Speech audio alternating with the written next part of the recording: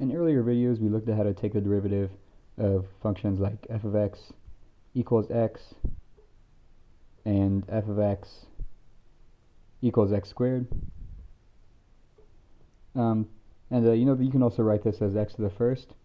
So, but that was a pretty long process to do actually both of those, and it was even pretty long just to do x squared. So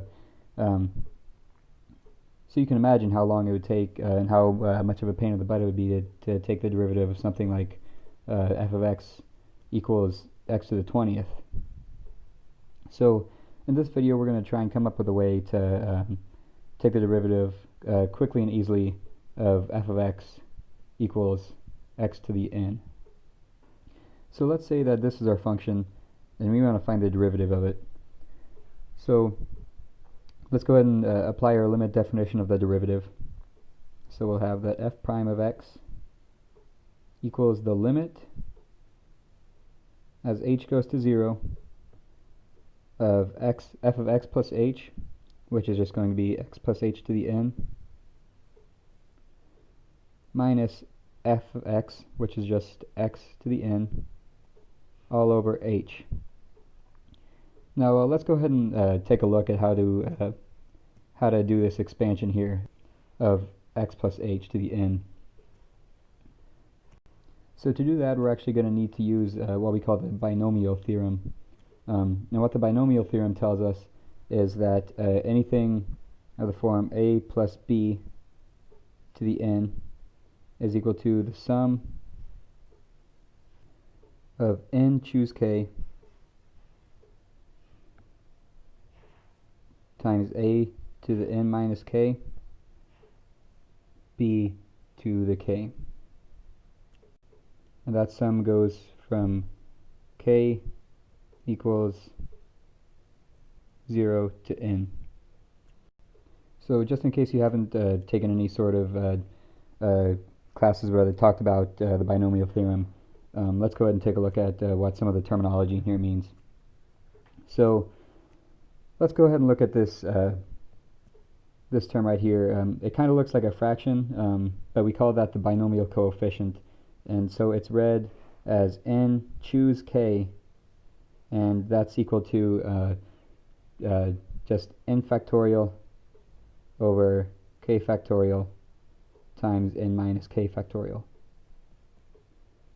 And just as a reminder, the factorial, which is just this exclamation point, means you're just going to take n and multiply it by every term below it.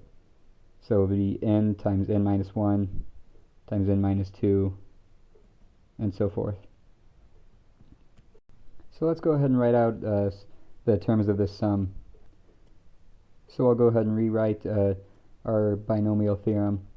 And again, it states that a minus b, or a plus b to the n equals the sum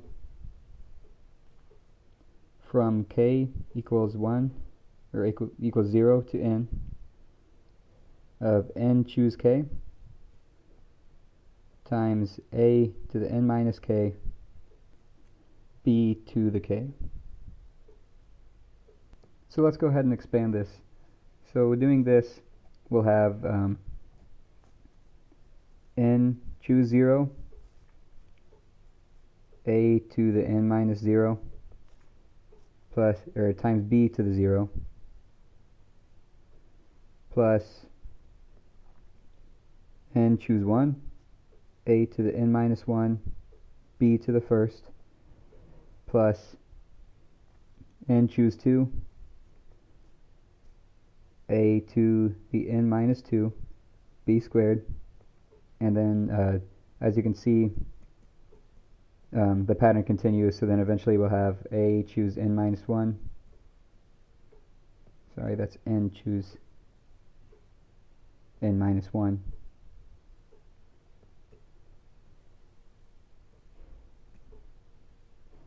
times a to the first, b to the n minus 1, and then finally plus n choose n, a to the 0, b to the n.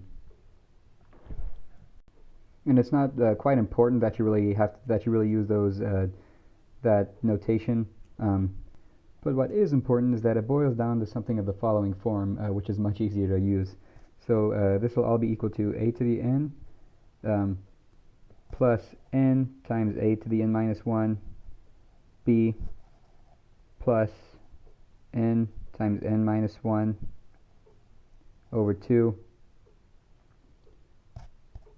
a to the n minus 2 b squared plus dot dot dot n times a to the b n minus 1 plus b to the n. So let's go ahead and apply this to our derivative now. So just to remind us, I'll go ahead and write it down again. So we're looking for f prime of x, that's going to be equal to the limit as h goes to 0 of x plus h to the n minus x to the n all over h. Okay, so then let's go ahead and apply our binomial theorem. So then we're going to have the limit as h goes to 0 of x to the n plus n x to the n minus 1 times h plus dot dot dot plus n x h to the n minus 1 plus h to the n. And that's all going to be from our f of x plus h term, and then we can subtract off an x to the n. And this is all going to be over h. So let's go ahead and see how we can simplify this a little bit. So we can see here already that we can go ahead and cross out this x to the n term. And then let's go ahead and factor out an h from everything else. So that'll give us the limit as h goes to 0 of h times the quantity n times x to the n minus 1 plus the stuff here in the middle plus dot dot dot plus n x to h to the n minus 2 plus h to the n minus 1.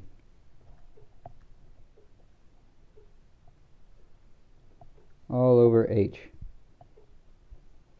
So these h's are going to cancel. And then finally we're going to be left with